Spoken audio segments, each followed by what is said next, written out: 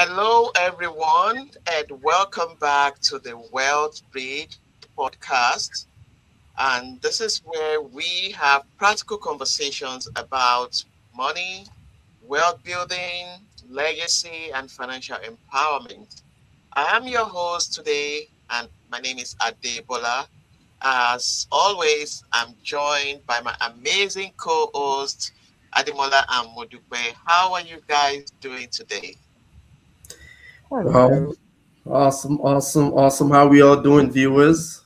Hope we're excited. Hope we're being blessed. It's already almost June is almost wrapping up. How you doing, ladies? I hope you guys have been having a wonderful June so far. It's been Yeah, amazing if you ask me. It's a lot of graduation in the air, right? So people living in, and it's just so exciting to see how people are putting the hard work and then they're getting out now, being, celebrated to move to the next step of their life. And we say congratulations to all the graduates out there. yeah, Yes, congratulations. congratulations. You It's did it. great. Yeah. And one thing I love about this panel, this wonderful people, is that we don't just come here to talk about just theory. We speak from our lived experience. We Mm, speak from community observation. mm, We speak, with a passion and genuine desire to help our community. To help build, to help grow, and so that we can all thrive together. And once again, together, we will be having a very practical and honest conversation about how immigrants in the diaspora can build together, you know, support one another and create lasting community wealth. It is a powerful concept that has helped many communities build wealth for generations, and that is community wealth. How immigrants here in the diaspora can build together.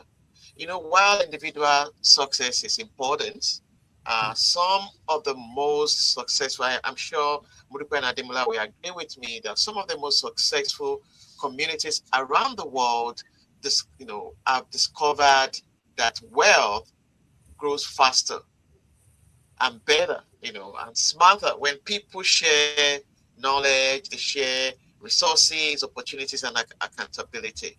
You know, but really building together isn't always easy, and that's another thing. Everything has their own, challenges, but mm. without the right structure, without communication, expectations, and good intentions can quickly turn into conflict. So today we will explore all those areas, what community wealth really means, and how we can tap into this powerful concept in a very wise and smart way. So if you've ever wondered how to build wealth beyond your paycheck, this conversation is for you. It's time Mm. to get settled down and let's dive in. All right. So the first thing we're going to be talking about is just to find out what is community wealth. What does it entails? What are the values? What are the benefits? What makes it so powerful? Immigrants understand personal wealth, but they say community wealth could be something bigger, something better. So I want us to just deep dive into that and just talk about, discussing what is this thing? What is community wealth? And I will let one of my co-host start this. Mudipe, you want to give it a Yeah, go? What do I'll you be more what than can you happy tell to us do about that. community wealth? Excellent. I'll be more than happy to take a stab at that. And just to say again, hello, viewers. One of the words that have rang, like a bell over and over again on this podcast, if you will agree with me, is the word community. We keep talking about, oh, our immigrant community, our immigrant community. And that stands out on its own. So if we're trying to break it down just from what Debola is talking about, I would say that community wealth or community wealth building is stemming from a communal concept of wealth building, such that a shared economic strength of a group of people is being put to test. Where you see these individuals with similar belief system, similar value system, they are guided by a particular drive when they are intentionally building together, and when we say building together, maybe which means they are putting their resources together, protecting together, and sharing economic opportunities so that their families could benefit, their businesses could benefit, even their future generations could thrive. Which means this community are coming together with a decision not just to be better for themselves now. So they are futuristic in their thinking. They are thinking beyond the now and they're saying, you know what, how about we take care of the generation to come? So the community well building in itself, it's a process whereby we're trying to help our community create, grow, protect, and pass down wealth together instead of just everyone struggling alone. There is this adage, and I want to believe, you know, a lot of us probably have heard about it before. If you're trying to go fast, be prepared to go solo, go alone. But if you desire to go far, FAR, as in robots, then be ready to go together. Now, if it is your desire to take that step, right, of a father, you know, Fred, which means this goes beyond just one generation, 2 generations, 3 generations. We're talking for, you know, till perpetuity, right? Then it's about moving in that space, moving from individual survival now to a collective progress, creating what we call a stronger family vibe, stronger communities, and stronger financial foundations. And to be honest, we've seen a lot of ethnicity groups practice this, you know, in this age and time. And they've been doing it for a long time. And we also could take a look at the other communities, and I'm like, what is going on? How come we're not getting it? What exactly needs to be put in place? And I think that's one of the reasons that actually, you know, triggered this conversation today. So I hope that has been, you know, I mean, helpful to some extent to the viewers and the listeners when you're trying to look at it from the angle of what is community we're building. And I want to say it goes beyond tribe or ethnicity. It could even be a professional setting, right? Whereby some group of people, career path, are just striving towards a common goal. And they begin to put certain things together that will, you know, enhance their community and also their belief as well as their value system. Thank you, Mudupe. And, you know, just looking at it, a lot of things actually happen, you know, I mean, have been happening even in our own background, you know, collective success, people doing things together. But when it comes to wealth building, you know, we tend to just not really look into that direction. Okay. We raise you know, they say it takes a village to raise a child. We do that. You know, a lot of that. We educate our children. The whole community do that. But when it comes to wealth, well, anyway, let's move on. You know, that was a good start, Lupe.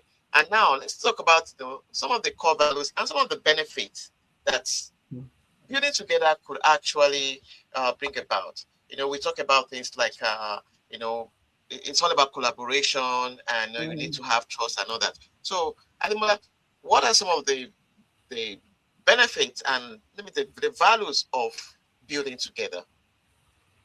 I mean, thank you so much, Modupe and Adebola. I mean, thank you for really setting the foundation straight, Modupe.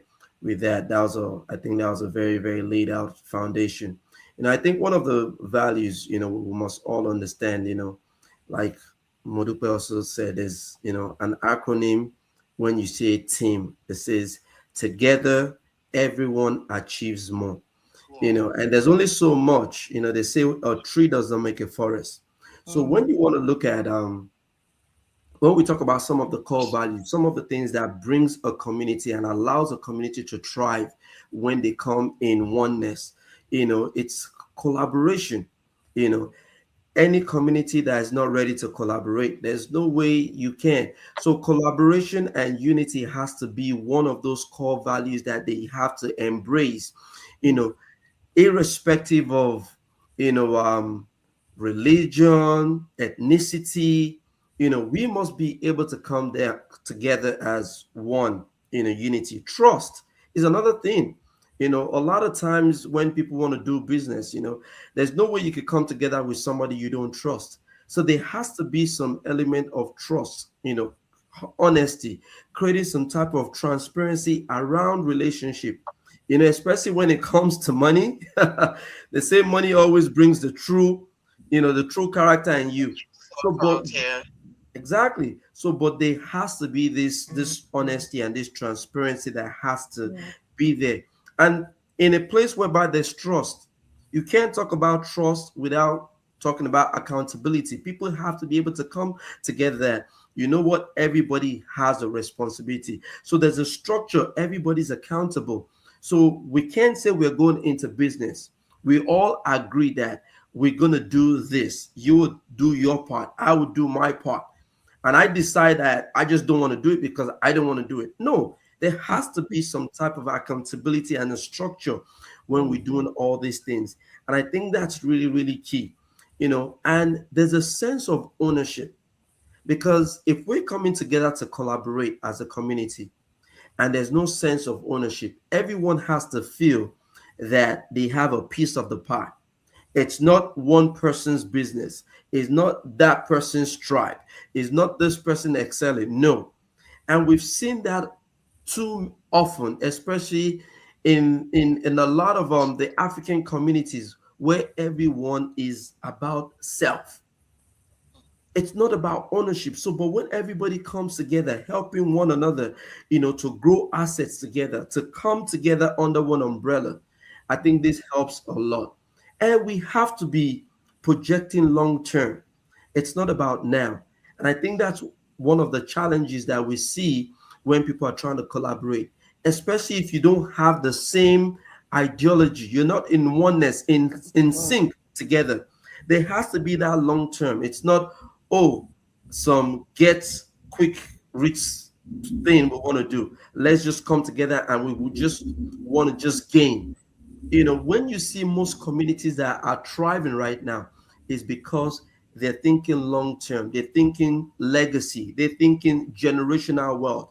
And I think that's one of the things that communities have not been able to come together and really work together.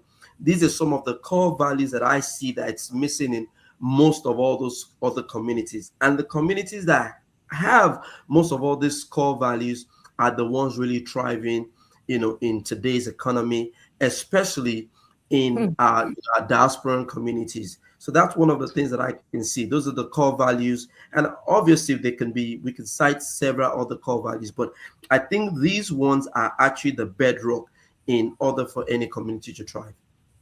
Thank you, Demola. And then, you've really said it all. Community wealth means that we don't just gather to support each other in in crisis. We organize to build lasting opportunities together. And there are benefits that comes with this. We have things like, you have more flexibility, you have stronger local businesses, increased ownership, and better access to opportunities because you have networking, and then we're building generational wealth together.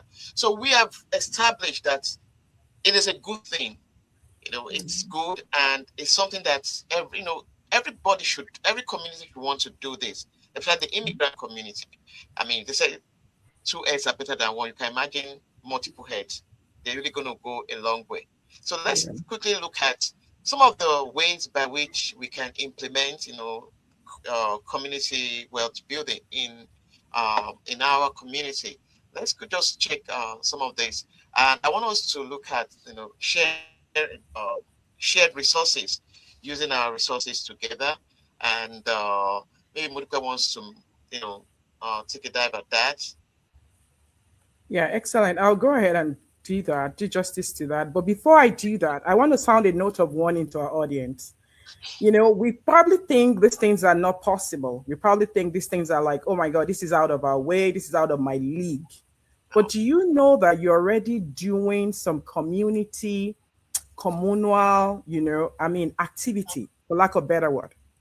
Because if I look at it, I sat down here and I'm just looking through and I'm like, when it comes to certain things, or we want to purchase some things for parties, we see the community rally around. because now we want to spend. You see that part? Yeah. When we hear things like, oh, we're having a particular celebration, which is a good thing, right? We have people come together. That's when you begin to see, some groups and all those layers and all that. I'm not calling out tribes here and I'm calling out any celebration, but we see those things happen like right in our faces. Even when it comes to let's go ahead and we're trying to do, we call it maybe protein sharing, maybe a purchase and all that. We're already doing this.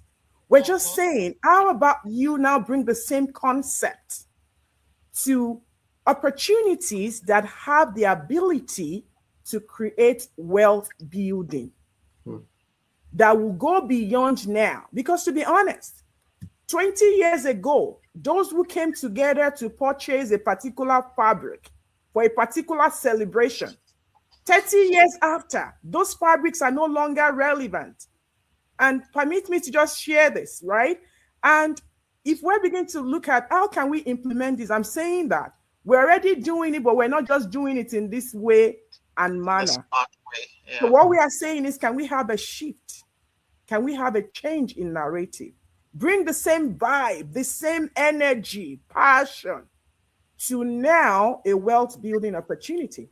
And some of those things in terms of shared resources could be investment clubs, whereby you have a group of trusted individuals, they pull together money to invest in, whatever assets, right? Building asset, real estate, businesses, and other assets, whereby they go into this conversation with a structure. They go into this conversation with legal agreements in place. Everybody understands their rights. They're understanding who the individuals with the subject matter experts, knowledge base for that particular line. So we're just not committing funds to individual who has nothing or knows nothing about this, right?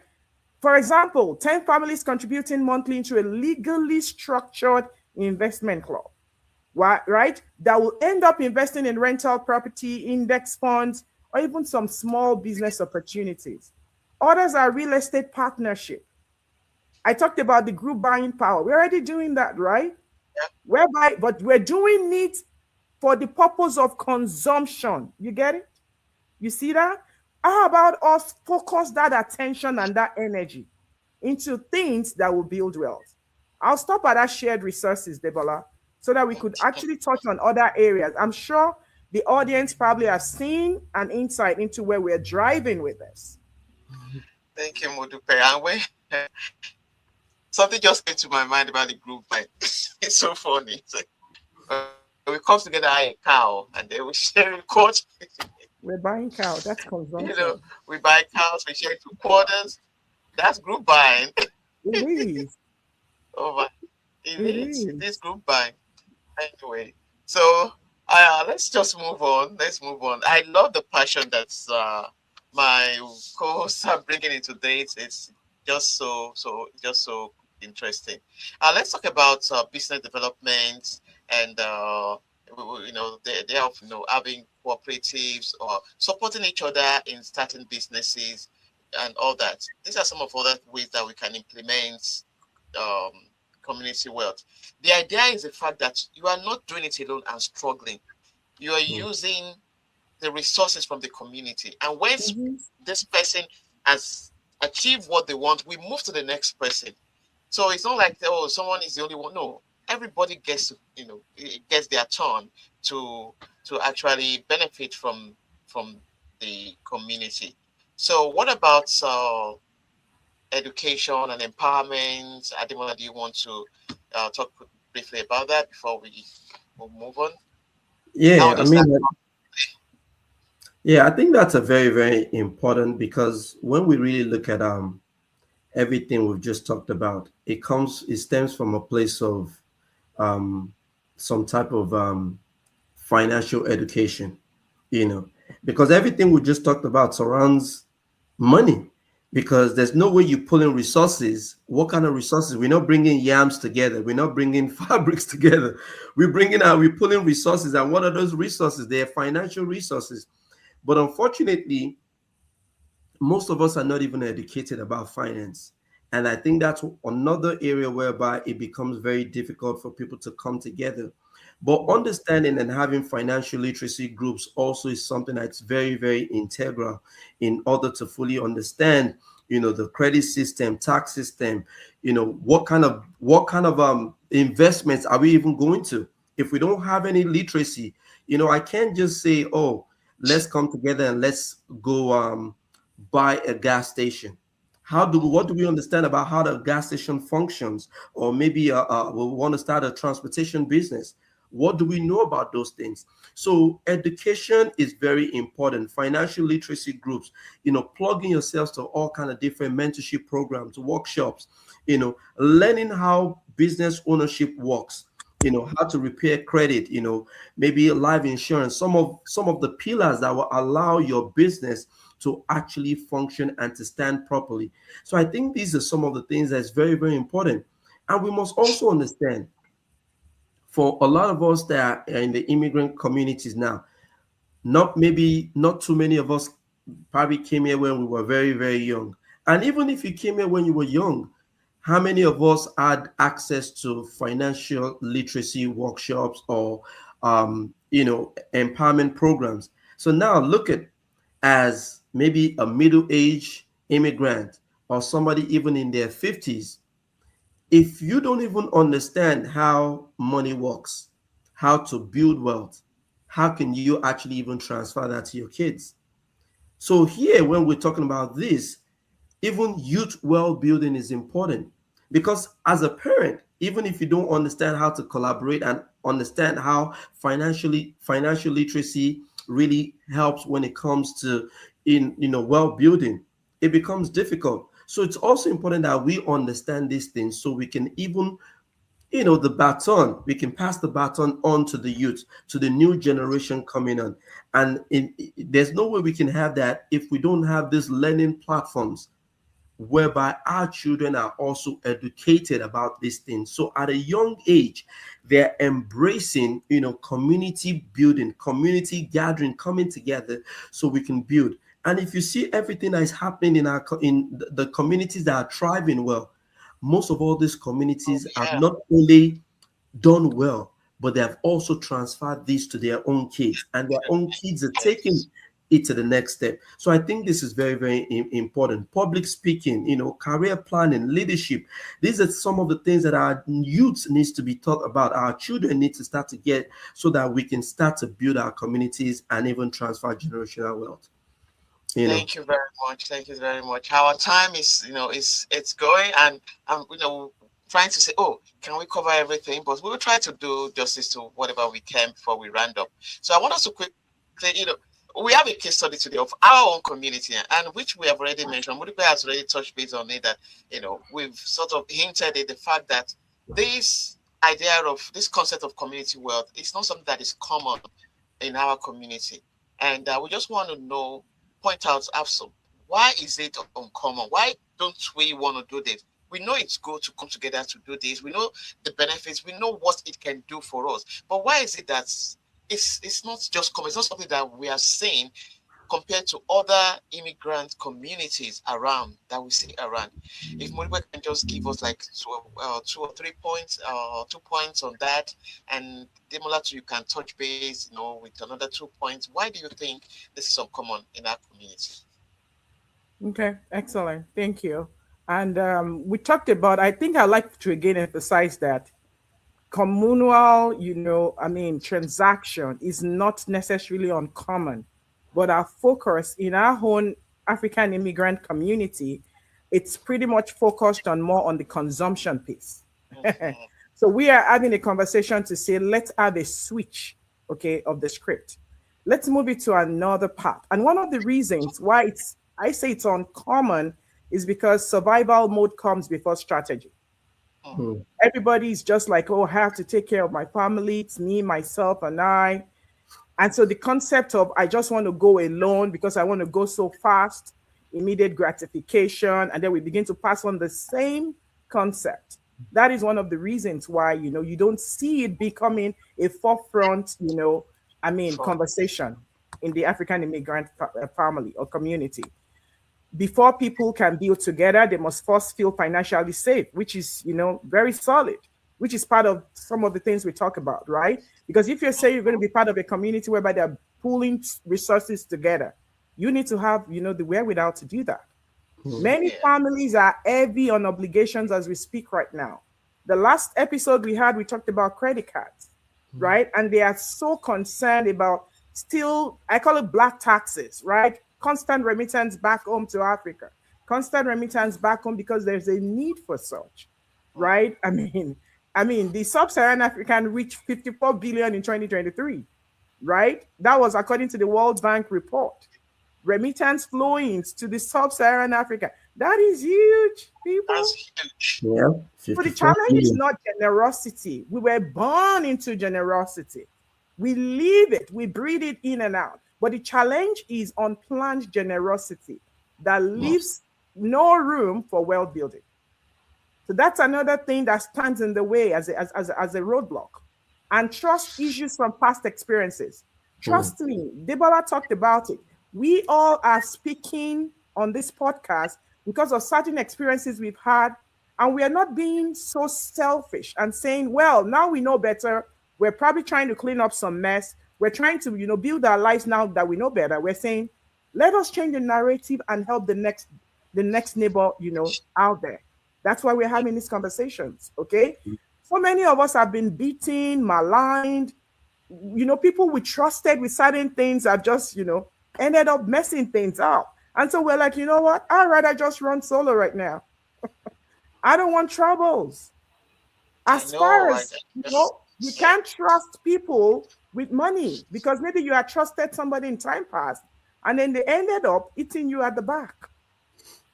Even as far as our African immigrant community, even to worship centers, you find out that, and I'm going now into religion, right? Depending on whatever the religion is, right? We find out that people, even in that setup, cannot even be trusted because somebody is either envious of another. And the list goes on. Too much informality and not enough structure. When it comes to business and community well-building people, we need to be structured about it.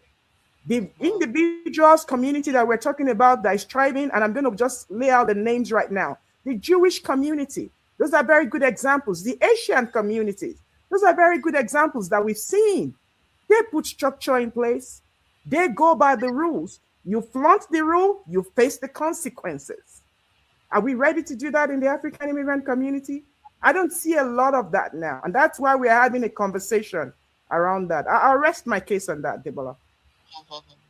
thank you. And Yeah. I'm looking at the talk, TikTok, but I'm gonna let Demola just chip in, one or two things. You have just about 1 minute. No problem. I'm telling you, there's a lot of things that goes into why we just can't put things together as a community. When we also look at things like the division in nationality. We can see what's happening. The xenophobia that's happening.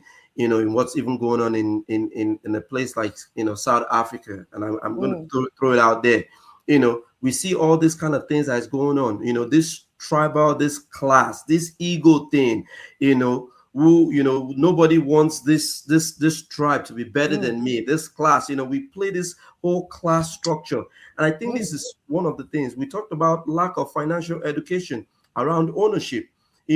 We don't understand how most of all these things work in the African immigrant community. All we're just doing is work hard, but we're not well educated in some of these areas. So I think these are some of the areas whereby, even despite our academic knowledge, we still do not have any type of economic empowerment because we lack financial literacy. Fear of legal or tax immigration consequences. We are looking for ways to cut corners. We don't want to go by the books, and these are some of the things that we see here. And the list goes on and on and on. But because of our time, I'll just yield it back to you, Debola. Well, thank you. And like I said, there's a lot of them. But I believe there are people that are hearing us today that would really think about these things and know that all it takes is just for us to be able to come together and build together. How further will go in being able to empower our community. And like Modupes also mentioned, there are legal things that you need to also put into consideration. Get your whatever you are doing, get it well structured. Don't just give words of mouth. So, okay, I'll give you my money. You do this for me. Everything should be well documented and all that. And I believe maybe some other time we go further on this topic, to really dive more into it. But we have to go today. Uh, I believe we've been able to do justice to it. And, it reminds me of something very powerful that no one builds completely alone. Every successful person has benefited from a relationship, from a knowledge, from an opportunity, maybe a support from some other people. And the question isn't whether communities matter. The question is, how do we build community in a way that creates, in a way that it creates wealth instead of conflict? Mm. Because when it is well Mm. done, when it is done properly, Mhm. community wealth can actually become one of the most powerful tools Yeah. available to immigrants' family. Yeah. So remember, trust is important, structure is very essential, and at the same time, accountability is non-negotiable. So if this conversation today challenged you, like it challenged your thinking and gave you new ideas, then you need to share it with someone in your network, somebody in your community. Also, subscribe and join us next time as when we bring another very interesting topic on the World Bridge. Uh, Turn on your notifications. We're here every week, and we just want to say God bless you and thank you for joining us today. We love you, and Thank you, everyone. now. All right. Bye, Take care. everyone. God bless. Thank you. Bye, everyone.